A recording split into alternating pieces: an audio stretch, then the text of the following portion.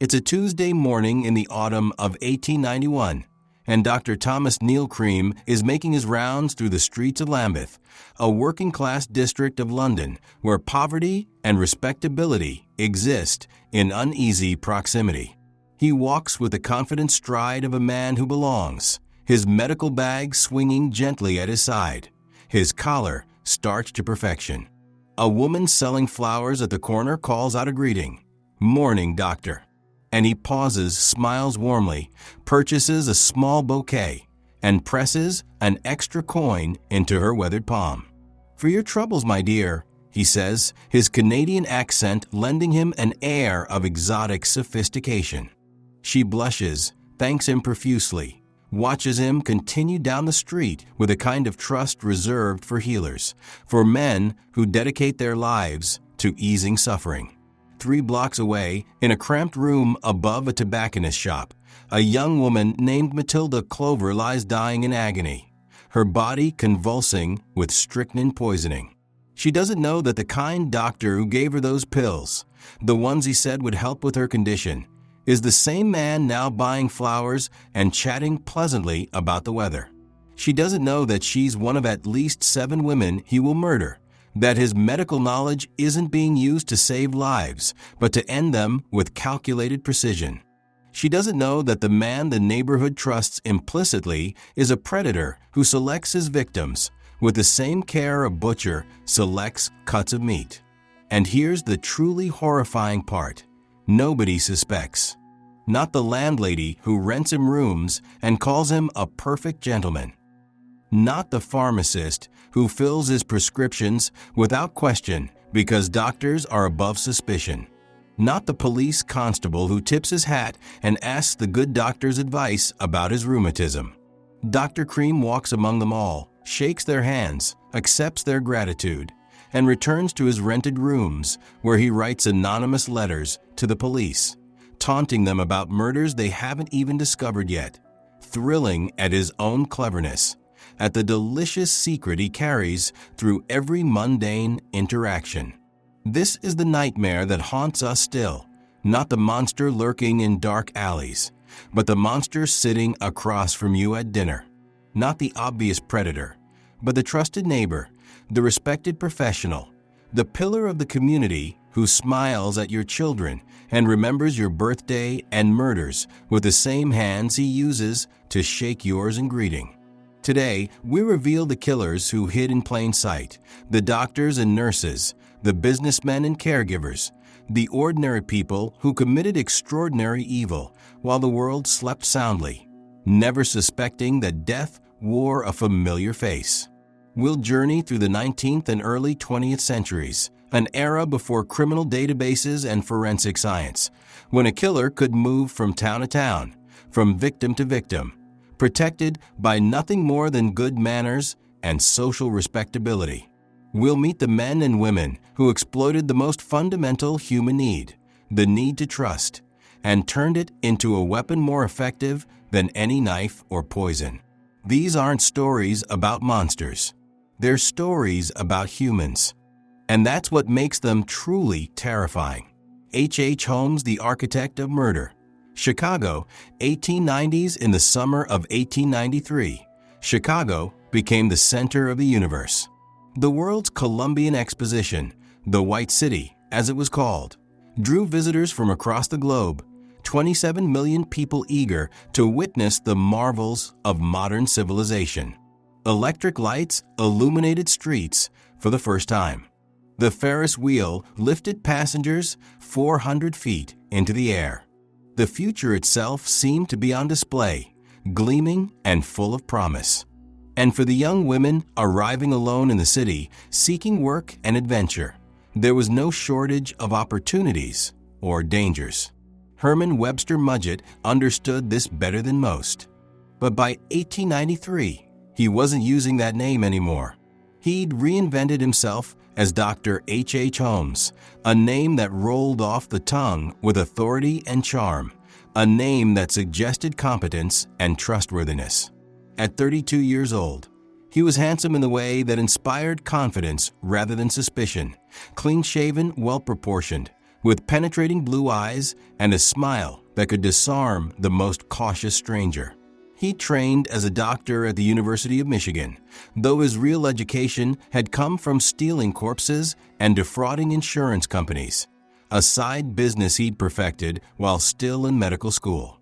Now he owned a 3-story building at the corner of 63rd Street and Wallace Avenue in the Englewood neighborhood, just a few miles from the fairgrounds. The ground floor housed a pharmacy that he operated with apparent competence, filling prescriptions and offering advice with the bedside manner of a born healer. The upper floors, he told visitors, were a hotel designed specifically for World's Fair tourists, affordable, modern, conveniently located. He'd overseen every detail of the construction himself, hiring and firing contractors with such frequency that no single workman understood the building's complete layout. This was intentional. This was essential. Because the castle, as it would later be known, was not designed for hospitality. It was designed for murder. But you wouldn't know this from meeting Holmes. His employees adored him. Julia Connor, who worked in the pharmacy with her daughter Pearl, found him unfailingly kind, generous with time off, patient with mistakes. When her husband grew jealous of the attention Holmes paid her and left, Holmes offered comfort and eventually romance. When she became pregnant with his child, he promised to marry her, to care for her and Pearl forever. She believed him completely. Why wouldn't she? He was a doctor, a businessman, a man who'd built something impressive from nothing. He was the American dream incarnate. Minnie Williams, a wealthy heiress from Texas, believed him too. She met Holmes through a matrimonial advertisement. He was looking for a wife with means. She was looking for adventure and love in the big city. Their correspondence was passionate, poetic even. When she arrived in Chicago with her sister Anna, Holmes was everything he'd promised, attentive, romantic, full of plans for their future together. He showed her the castle, explained his business ventures, made her feel like a partner in his success. She signed over her property to him willingly, gladly. She trusted him with her life. The guests who checked into the castle's upper floors found Holmes equally charming. He'd carry their luggage personally, recommend restaurants, ask about their hometowns with genuine interest. Some rooms had peculiar features, doors that locked only from the outside, windows that had been painted shut, gas pipes with unusual valves. But these seemed like construction quirks, the kind of oddities found in any new building. And Holmes always had explanations, delivered with that disarming smile, those trustworthy eyes. But if you'd watched carefully, if you'd been the type to notice small inconsistencies, to trust your instincts when something felt slightly wrong, you might have seen the cracks in Holmes's carefully constructed facade. You might have wondered why so many young women took jobs at the castle and then simply disappeared. Holmes always had explanations. They'd return home unexpectedly, or run off with boyfriends, or found better opportunities elsewhere. Young women are flighty creatures, he'd say with an indulgent smile, and in 1893, this was accepted wisdom. Women were presumed to be emotional, unpredictable, prone to sudden changes of heart. Their disappearances were unfortunate, but not particularly suspicious. You might have noticed that Holmes's business dealings were labyrinthine, deliberately confusing. He bought properties under assumed names, took out insurance policies on employees who then vanished, moved inventory between shell companies with dizzying frequency. When creditors came calling, he was always apologetic, always on the verge of a big payment, always able to delay just a little longer. He was a man perpetually in motion, staying one step ahead of consequences through sheer audacity and charm. You might have found it odd that he'd installed a large furnace in the castle's basement, far larger than necessary for heating such a building, or that he'd purchased a medical skeleton articulation kit and surgical tools despite no longer practicing medicine. or that he'd built a walk-in vault in his office, soundproofed and airtight, with a gas line running into it that he could control from outside, or that certain rooms had chutes built into the walls, leading down to the basement, wide enough for a body to slide through. But these details were scattered, disconnected. No single person saw the complete picture because Holmes had designed it that way. The contractors who built the gas chambers didn't know about the furnace.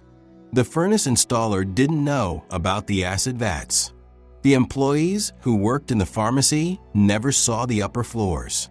And the guests who checked in, the ones who never checked out, had no opportunity to compare notes, to recognize the pattern, to understand that they'd walked willingly into a trap designed by a man who'd spent years perfecting the art of murder.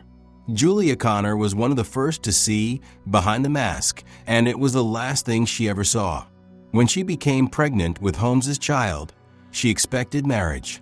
Instead, he offered to perform an abortion, a dangerous, illegal procedure in 1891, but he was a doctor, and she trusted him. She went into his office with her daughter Pearl. Neither emerged alive. Holmes told the other employees that Julia had moved back to Iowa. He told her family she'd run off with another man. He told the police, when they eventually asked, that he had no idea where she might be. Her body, dissolved in acid and burned in the furnace, told a different story. But by then there was nothing left to tell it. Minnie Williams lasted longer, useful because of her money and property. But when her sister Anna came to visit and began asking uncomfortable questions about business arrangements and Minnie's growing unhappiness, Holmes acted swiftly. He killed Anna first, then Minnie, forging documents to transfer the last of her assets to himself. Two wealthy women vanished without a trace, and Holmes played the abandoned lover with convincing anguish. "I fear they may have met with foul play," he told police, his voice trembling with emotion. "I only wish I could have protected them." The castle operated as a murder factory for at least 3 years, possibly longer. The exact number of victims will never be known. Holmes himself claimed 24, then recanted, then claimed more. Investigators eventually estimated between 20 and 200 deaths, though the truth likely lies somewhere in the middle. What is certain is that Holmes developed a system, refined through practice, that allowed him to kill with industrial efficiency while maintaining his public persona as a respectable businessman. The process typically began with selection. Holmes preferred young women traveling alone, particularly those who'd come to Chicago seeking work or adventure, women whose families lived far away and whose disappearances might not be immediately noticed. He'd offer them jobs at the pharmacy or rooms at reduced rates, establishing himself as a benefactor, a helper, a friend. He'd learn about their lives, their families, their plans. He'd wait until they trusted him completely. Then came the invitation upstairs, always for some plausible reason. He needed help moving furniture, or wanted to show them a nicer room, or had a business proposition to discuss. Once they were in one of his specially designed rooms, the trap would spring. Some rooms had gas lines that allowed him to asphyxiate victims while they slept. Others had airtight doors and windows, turning them into suffocation chambers. The soundproofing meant screams went unheard by the pharmacy customers below or the neighbors on either side. Holmes would watch through peepholes he'd installed, observing as his victims died. This wasn't merely about killing. It was about power, control, the godlike authority over life and death. He'd time their deaths, take notes on their reactions, experiment with different methods like a scientist conducting research. His medical training served him well here. He understood exactly how much gas to introduce, how long suffocation would take, which poisons acted fastest. After death came disposal. Bodies would be dropped through the chutes to the basement, where Holmes had assembled an arsenal of destruction. The furnace could reduce a corpse to ash and bone fragments in hours. The acid vats dissolved flesh, leaving only skeletal remains. He'd articulate the skeletons using the techniques he'd learned in medical school, then sell them to medical institutions that asked no questions about provenance. Some victims were quite literally turned into profit, their bones displayed in anatomy classrooms, while Holmes pocketed the payment. The psychological horror of the castle extended beyond the murders themselves. Holmes had created a physical manifestation of his psychopathy, a building that externalized his internal landscape, where every room was a trap, every kindness a prelude to violence, every smile a mask for contempt. He turned architecture into accomplice, transforming the very concept of shelter into a weapon. The people who died there had sought safety, opportunity, rest. Instead, they found a predator who'd built a temple to his own monstrosity and disguised it as a hotel. Holmes's downfall came not from his murders, but from his greed.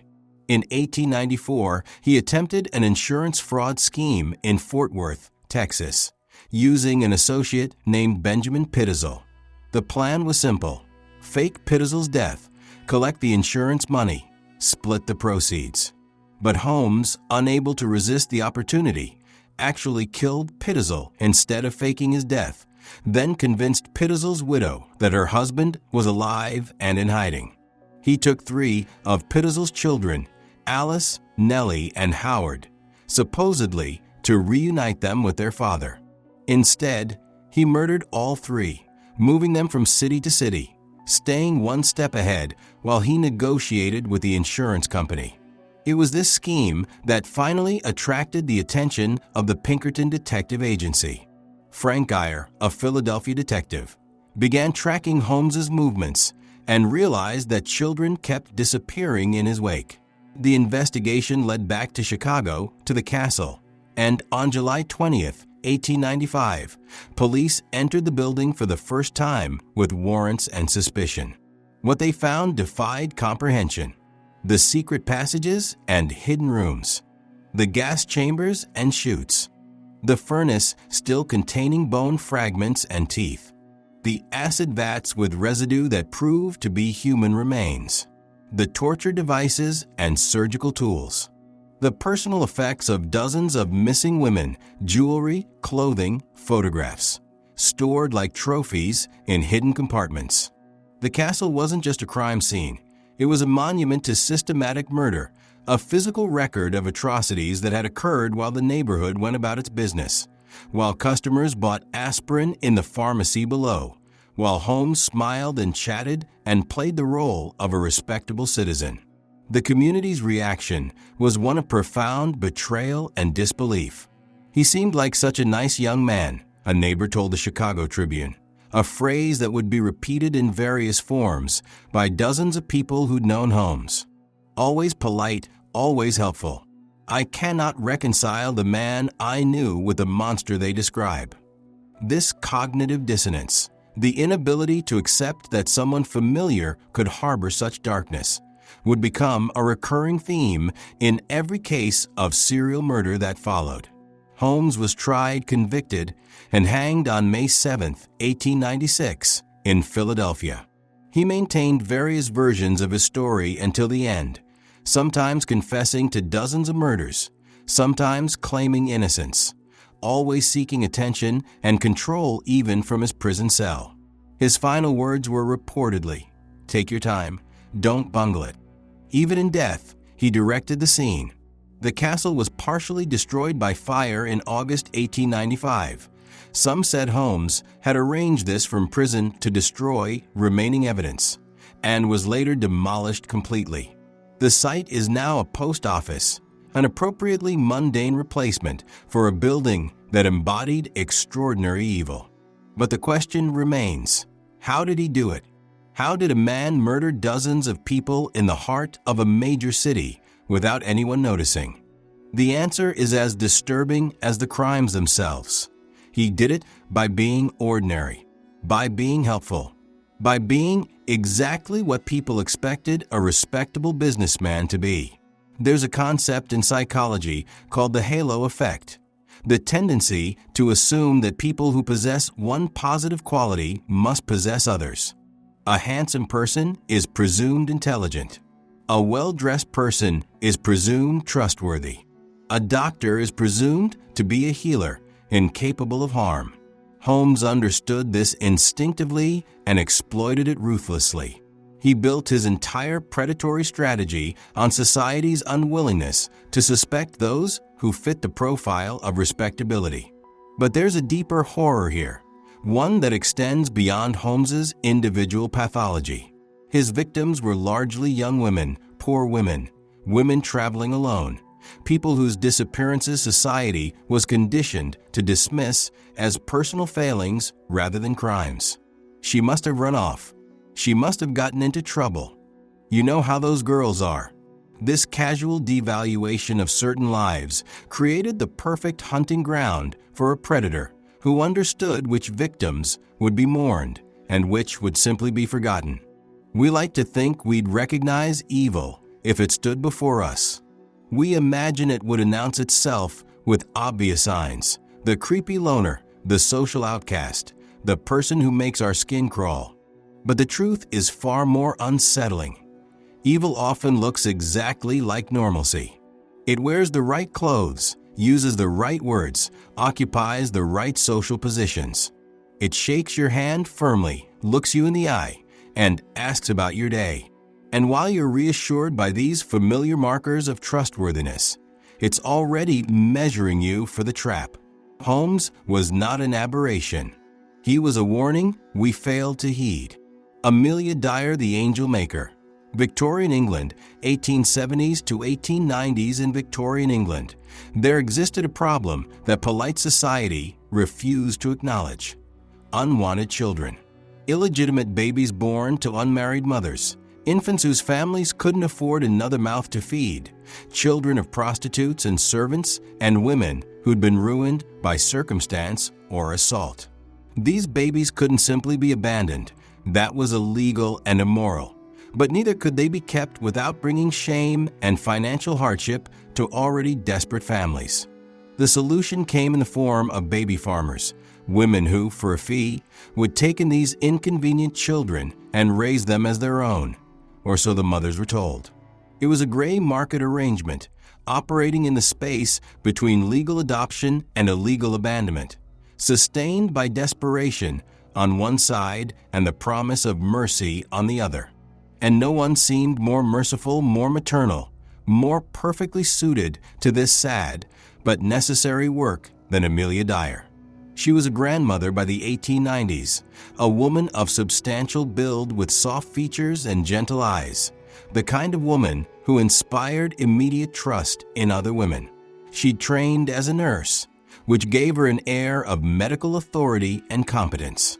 She dressed modestly but respectably, attended church regularly, spoke in soft tones about the poor dear babies who needed homes. When desperate mothers came to her, and they came in steady streams, referred by midwives and clergy and other women who'd used her services, she would hold their hands, offer tea, assure them that their children would be loved and cared for, that this was the kindest option, the most responsible choice. "I know how difficult this is," she'd say, her voice warm with understanding. "But you're doing the right thing, giving your child a chance at a proper life. I'll raise him as my own, I promise you. He'll want for nothing." The mothers would pay her a fee, usually between £10 and £80, a fortune for women in their circumstances, and hand over their babies, often weeping, always hoping they'd made the right choice. Dyer would coo over the infants, promise to send updates, assure the mothers they could visit, though she'd make this practically impossible through various excuses. Then she'd take the baby home to her modest house in Reading, or later to her lodgings in Caversham, and the mother would leave, her heart broken, but her conscience soothed by the belief that her child would be cared for. Within hours, sometimes within minutes, Dyer would murder the child. Amelia Dyer had been killing babies for at least 20 years before she was finally caught, possibly longer. The exact number of her victims will never be known, Estimates range from 200 to 400 infants murdered between 1870 and 1896. This staggering body count was possible because Dyer had identified the perfect victim. The child no one was looking for, the baby whose existence was a secret, whose disappearance would never be reported, because reporting it would mean admitting to the shame of its birth. She'd refined her method over decades. In her early years as a baby farmer, she'd employed what was called slow murder, deliberate neglect, starvation, exposure to cold, administration of laudanum to keep babies quiet until they simply faded away. This was actually common practice among less scrupulous baby farmers, a way to collect fees while minimizing the cost and effort of actually caring for children. When babies died, as they frequently did, it could be attributed to natural causes, to the high infant mortality rate that was tragically normal in Victorian England. But Dyer grew impatient with this method. It took too long, and living babies required feeding and care, cutting into her profits. So she developed a more efficient system. She would strangle the infants with white tape within hours of receiving them, then dispose of the bodies in the Thames River, weighted down with bricks. The entire process, from receipt of baby to disposal of corpse, could be completed in a single day, allowing her to take in multiple children per week. She moved frequently, operating under various names: Mrs. Harding, Mrs. Thomas, Mrs. Stanfield, always staying one step ahead of suspicion. When neighbors grew curious about the number of babies coming and going, she'd move to a new lodging. When mothers tried to follow up on their children, she'd claim to have moved and leave no forwarding address. She developed a network of accomplices, including her daughter and son-in-law, who helped procure babies and dispose of bodies. The advertisements she placed in newspapers were masterpieces of manipulative language. Married couple with no family would adopt healthy child. Nice country home. Terms, £10. Or, couple having no child would like the care of one or would adopt one. Terms moderate. The words adopt and care were carefully chosen to suggest permanence and love, while the fees ensured that only desperate women who'd scrape together every penny, would respond. These were women who couldn't afford to ask too many questions, who wanted to believe in the kindly grandmother offering salvation. Try to imagine the scene. A young woman, perhaps a housemaid who'd been seduced or assaulted by her employer, arrives at Amelia Dyer's door with a bundle in her arms. Inside is a newborn, maybe a week old, with tiny fingers and that distinct baby smell of milk and innocence.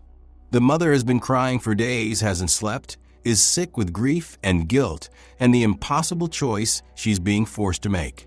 She hands over the money she's borrowed or stolen or earned through means she'd rather not think about, and places her baby in Dyer's arms. Dyer smiles warmly, bounces the baby gently, makes soothing sounds. "What a beautiful child," she says. "You've made the right decision. He'll have a wonderful life with me." The mother leaves, looking back one last time, seeing her baby cradled against Dyer's ample bosom, wanting to believe that everything will be all right. Once the door closes, Dyer's expression changes. The warmth drains from her face, replaced by cold efficiency. She takes the baby to a back room, lays it on a table, and retrieves a length of white tape from her sewing basket. The infant, sensing the change in atmosphere, begins to cry. Dyer wraps the tape around the tiny neck and pulls tight. The crying stops quickly. Babies are fragile, their windpipes easily crushed. Within 2 minutes, it's over. She wraps the small body in brown paper, ties it with string, adds bricks for weight. That night or the next, she'll take the package to the Thames and drop it in, watching it sink beneath the dark water. Then she'll go home, place another advertisement in the newspaper, and wait for the next desperate mother to arrive. This happened hundreds of times. Hundreds of babies, each one a complete human life with infinite potential, snuffed out within hours of being born by a woman who turned maternal instinct into a murder weapon. The psychological horror of Dyer's crimes lies not just in the deaths themselves, but in the betrayal they represented. These mothers had chosen what they believed was mercy over abandonment, love over neglect. Instead, they'd paid someone to murder their children while they walked away, believing they'd done the right thing. On March 30, 1896, a bargeman named Charles Humphreys was working on the Thames near Reading when he spotted a package caught in the weeds. When he opened it, he found the decomposing body of an infant girl, strangled with white tape, wrapped in brown paper with a legible address still visible: Mrs. Thomas, 26 Piggott's Road, Lower Caversham. The police investigation moved quickly. They traced the address to Amelia Dyer, who'd recently moved but left a trail. When they arrested her on April 4, 1896, they found her lodgings filled with evidence: pawn tickets for baby clothes, telegrams arranging child pickups, white tape identical to that used on the dead infant. Over the following weeks, more bodies were pulled from the Thames, 6 in total, all babies, all strangled with white tape, all wrapped in paper bearing Dyer's handwriting. But these 6 were merely the ones that could be recovered and identified. Dyer had been operating for decades, moving constantly, using multiple names. The true count of her victims was unknowable, lost to the river and time and the deliberate invisibility of the children she'd killed. Her trial began on May 21, 1896, at the Old Bailey. The prosecution presented overwhelming evidence: the bodies, the tape, the advertisements, testimony from mothers who'd given her their babies and never heard from them again. Dyer's defense attorney attempted to argue insanity. She'd been institutionalized briefly in the past for depression, but the jury wasn't convinced. The systematic nature of her crimes, the careful planning, the years of successful deception, all argued against mental illness and toward calculated evil. The verdict came quickly: guilty of murder. The sentence was death by hanging. The public reaction was one of profound horror mixed with an uncomfortable reckoning. How had this been allowed to happen for so long? Why had no one investigated the baby farming industry more carefully? The answer was uncomfortable, because society didn't want to acknowledge the problem these babies represented. Illegitimate children were shameful, embarrassing, best dealt with quietly and forgotten. Dyer had exploited this willful blindness, understanding that no one would look too closely at what happened to babies that weren't supposed to exist in the first place. On June 10, 1896, Amelia Dyer was hanged at Newgate Prison. She was 57 years old. Her last words were reportedly, "I have nothing to say." Even at the end, she offered no explanation, no remorse, no window into the psychology that had allowed her to murder hundreds of helpless infants while maintaining the facade of a caring grandmother. Amelia Dyer's crimes force us to confront an uncomfortable truth about how societies determine which lives matter and which can be discarded. The babies she murdered were vulnerable not just because they were infants, but because they occupied a social category that rendered them invisible, unwanted, illegitimate, inconvenient. Their deaths went unnoticed for decades, not because Dyer was particularly clever, but because no one was looking, because the systems that should have protected them were designed instead to make them disappear. We trust caregivers instinctively. Nurses, nannies, grandmothers. These roles carry with them assumptions of nurturing and protection that run so deep they're almost biological. Dyer weaponized this trust, understanding that a middle-aged woman offering maternal care would never be suspected of being a serial killer. She hid behind society's own prejudices and blind spots, and in doing so, she revealed how easily those prejudices could be exploited by someone willing to embrace monstrosity. The mothers who gave her their babies weren't fools. They were desperate women in an impossible situation, trying to do right by children they couldn't keep. They believed in Dyer because they needed to believe, because the alternative, that they'd paid someone to murder their babies, was too horrible to contemplate. And so they went on with their lives, carrying the weight of their choices, never knowing that the kindly grandmother had betrayed them in the most fundamental way possible. Evil, we're learning, doesn't always announce itself. Sometimes it rocks babies to sleep with gentle hands before strangling them with white tape. Sometimes it speaks in soothing tones about love and care while calculating profit margins in murdered infants. Sometimes it looks exactly like the person you trust with your most precious treasure. Dr. Marcel Petiot, the Doctor of Death, Nazi-occupied Paris. 1940s Paris in 1942 was a city of fear and secrets. The Nazi occupation had transformed the City of Light into a place of shadows, where collaboration and resistance existed side by side, where trust was a luxury few could afford, and where desperate people sought any means of escape from the tightening noose of totalitarian control. For French Jews, resistance fighters, and others marked for persecution, the situation was particularly dire. The deportation trains to concentration camps left regularly from the Gare d'Austerlitz. The Gestapo conducted raids with increasing frequency. Survival often meant going underground, finding false papers, or fleeing the country entirely. This was the environment in which Dr. Marcel Petiot thrived. He was 45 years old in 1942, a physician with a practice at 66 Rue Caumartin in the 9th arrondissement. He'd served in World War I, been decorated for bravery, and suffered injuries that left him with a slight limp and periodic facial tics, visible reminders of his sacrifice for France. His medical practice was successful, his manner with patients warm and engaging. He had a wife, Georgette, and a young son.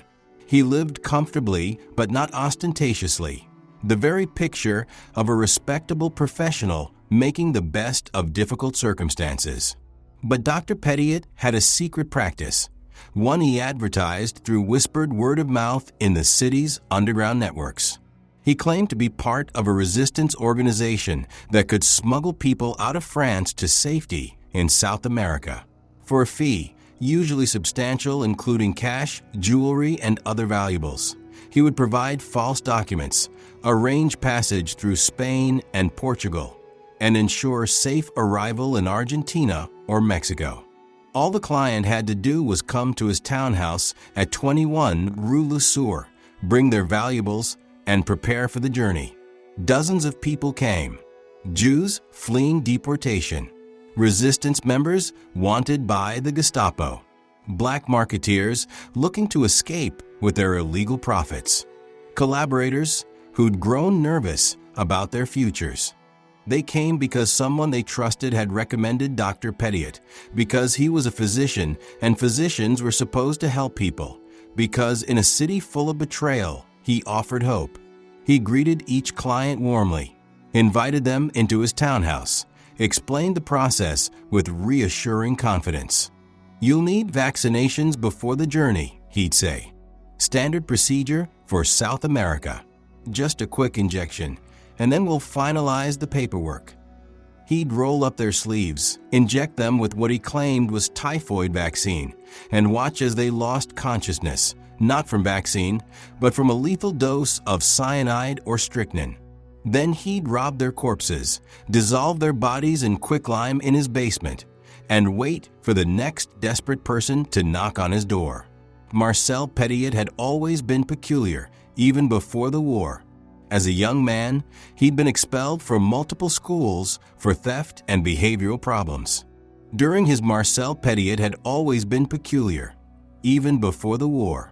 As a young man, he'd been expelled from multiple schools for theft and behavioral problems.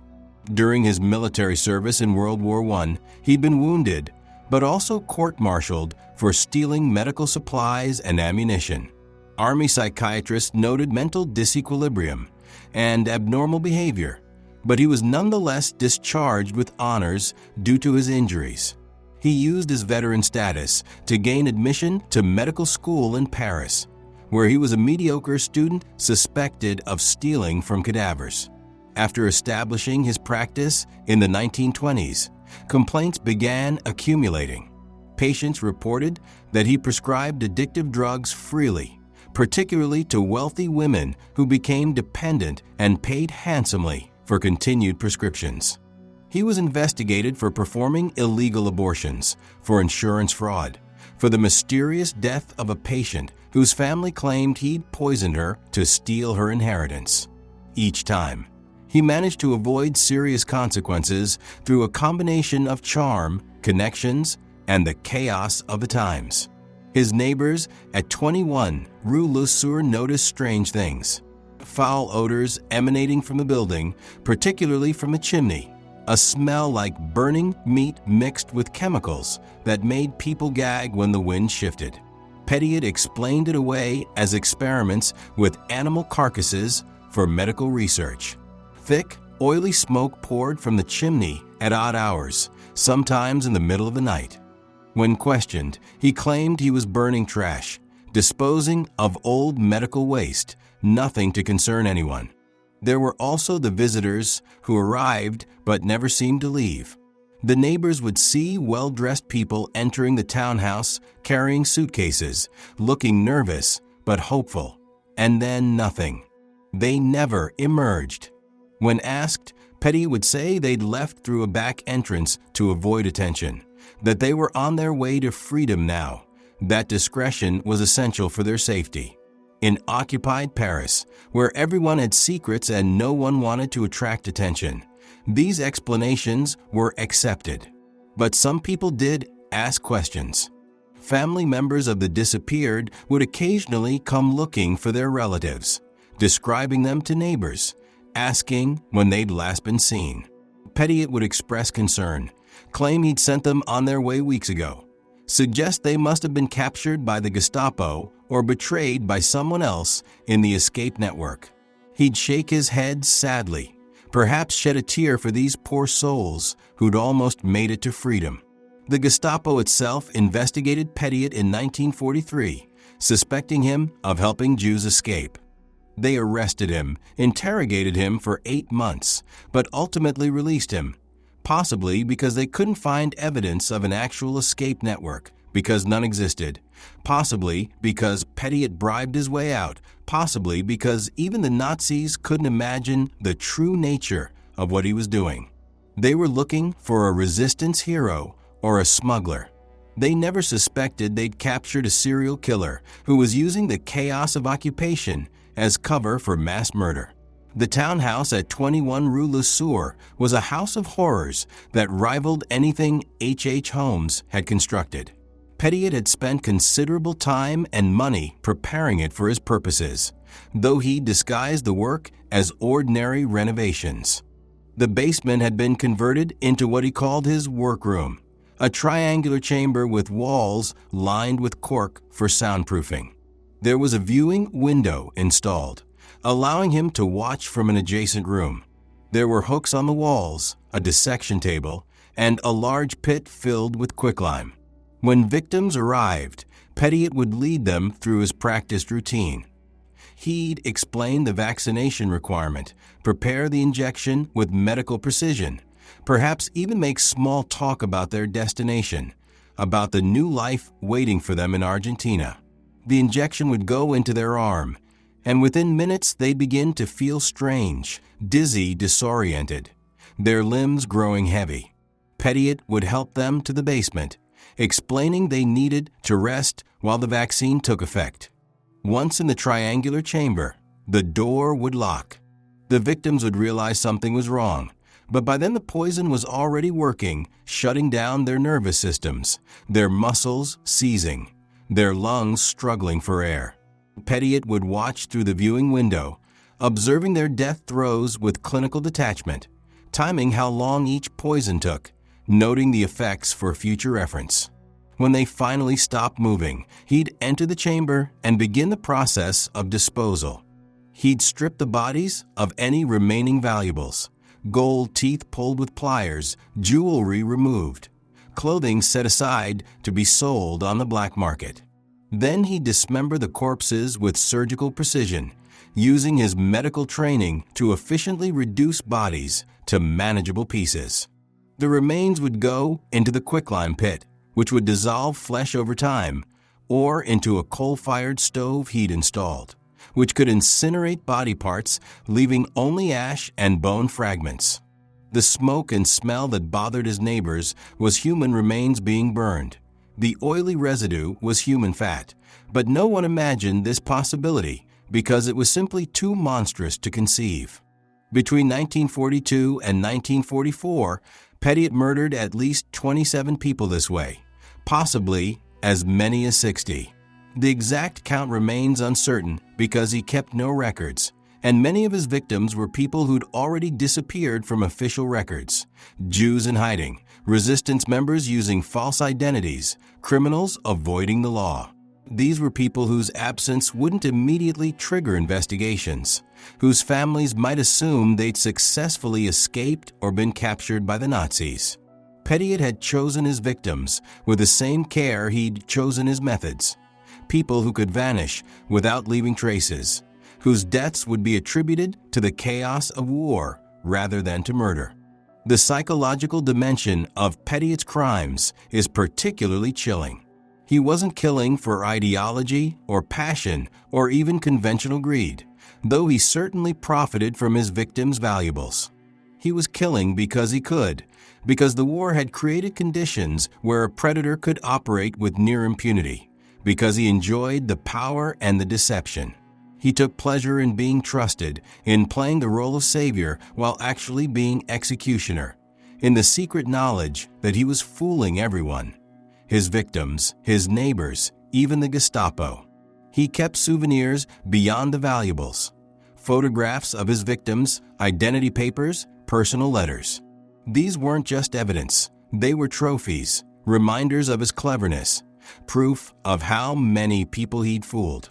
In his mind, he was the smartest person in any room, a genius operating above conventional morality, taking advantage of fools who deserved their fate for being gullible enough to trust him. On March 11, 1944, neighbors at 21 Rue Le Sueur noticed thick, black smoke pouring from Pettiot's chimney, so dense and foul-smelling that they feared a fire. They called the police and fire brigade. When firefighters broke into the building, they found the coal stove burning intensely, filled with what appeared to be body parts. In the basement, they discovered the triangular chamber, the quicklime pit containing human remains, and scattered throughout the house. Suitcases filled with clothing, 47 sets of identity papers, and human body parts in various states of dismemberment. Pettiot wasn't there. He'd fled just before the authorities arrived, warned by an accomplice. But he'd left behind a charnel house that shocked even hardened Paris police who'd seen the worst of Nazi occupation.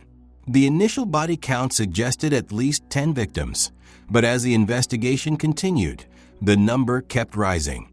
Forensic analysis of the quicklime pit revealed dissolved remains of dozens more. For 7 months, Pettiot evaded capture, hiding in plain sight in Paris despite a massive manhunt. He even had the audacity to write to the newspapers, claiming he was innocent, that he'd actually been killing Nazi collaborators and Gestapo informants as part of resistance work, that the bodies were traitors who deserved their fate. Some Parisians, desperate to believe in resistance heroes, actually believed him. He was finally arrested on October 31, 1944, at a Paris metro station, using a false identity. When police searched his hideout, they found a collection of stolen valuables worth millions of francs, along with meticulous records of his victims' identities, the trophies he couldn't bear to part with, even when they incriminated him. His trial began on March 18, 1946, and became a sensation.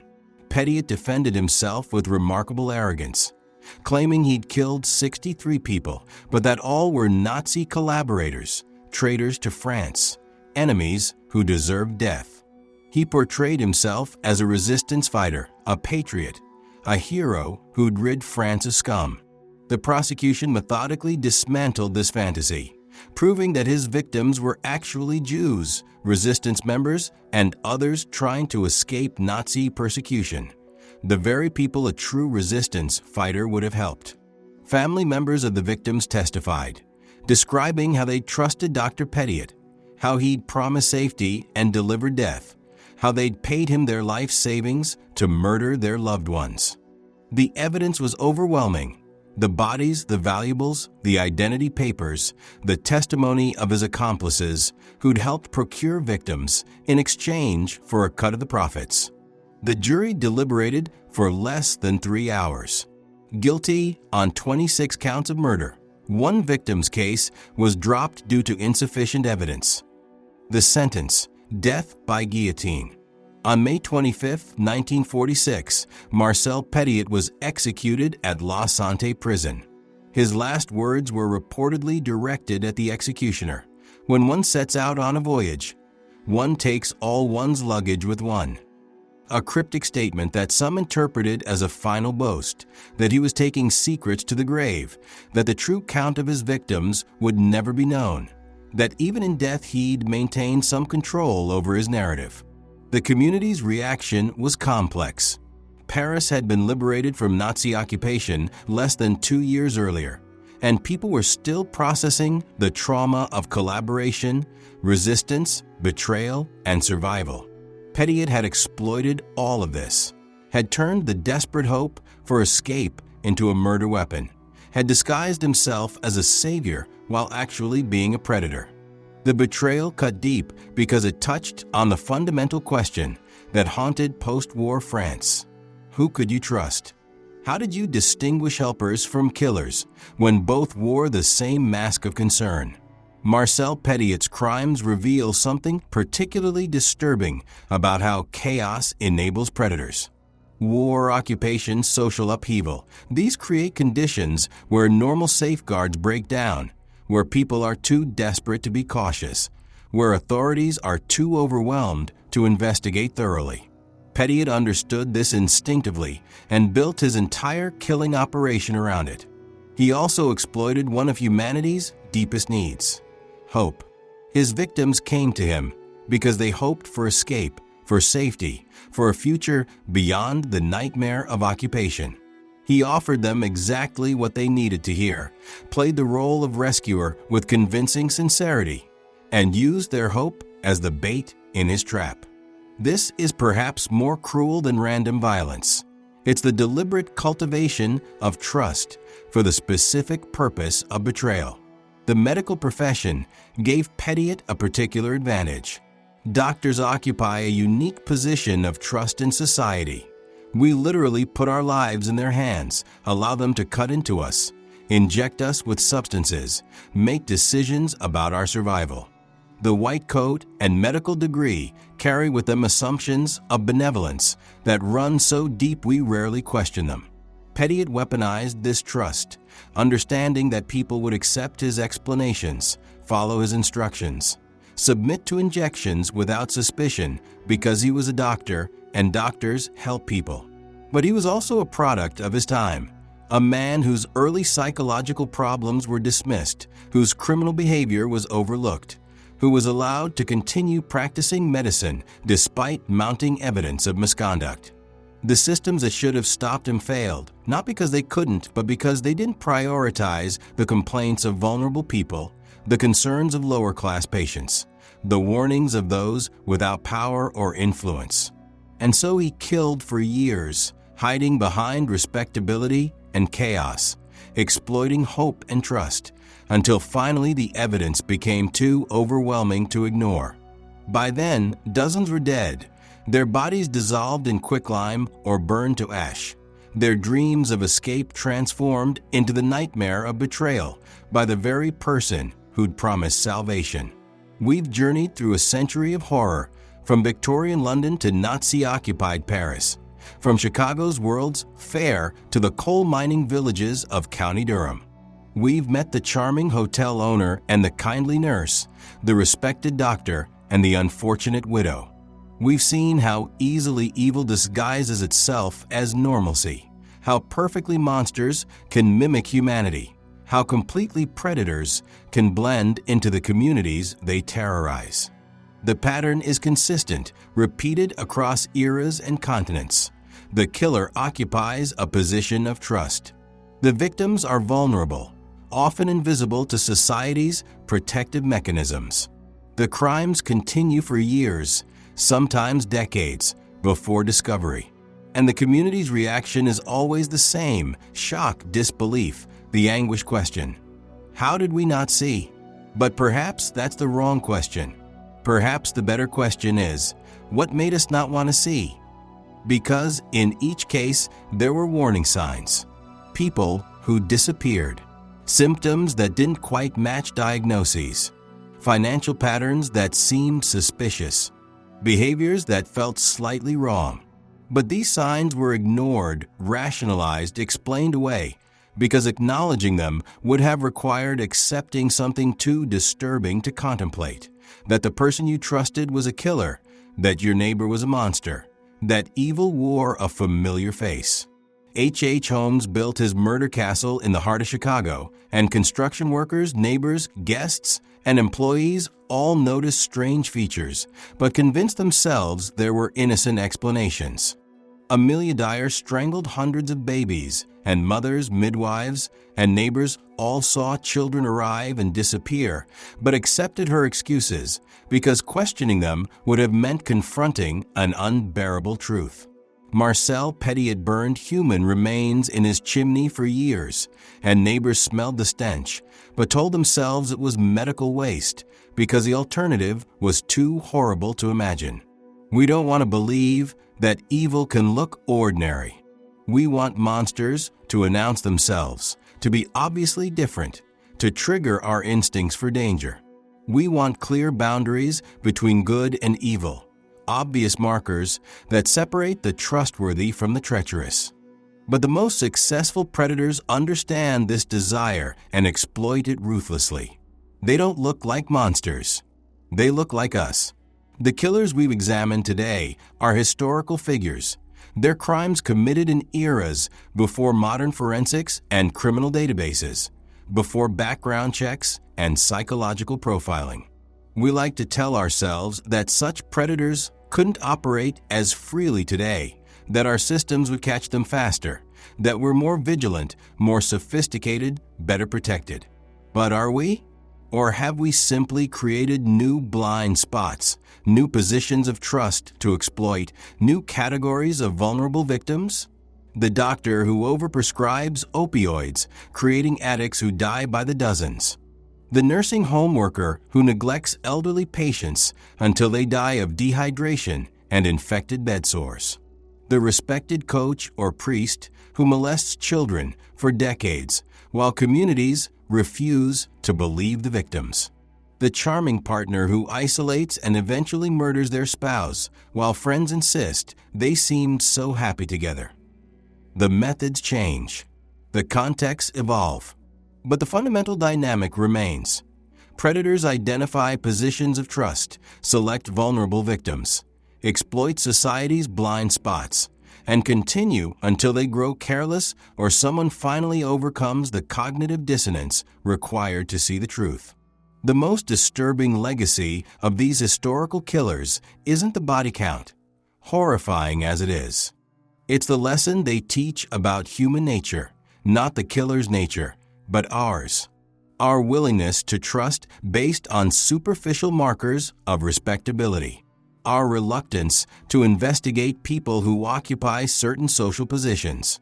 Our tendency to dismiss the concerns of vulnerable people.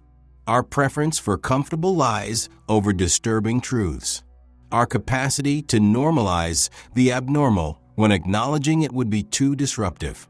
Holmes, Dyer, Petty didn't succeed because they were criminal geniuses.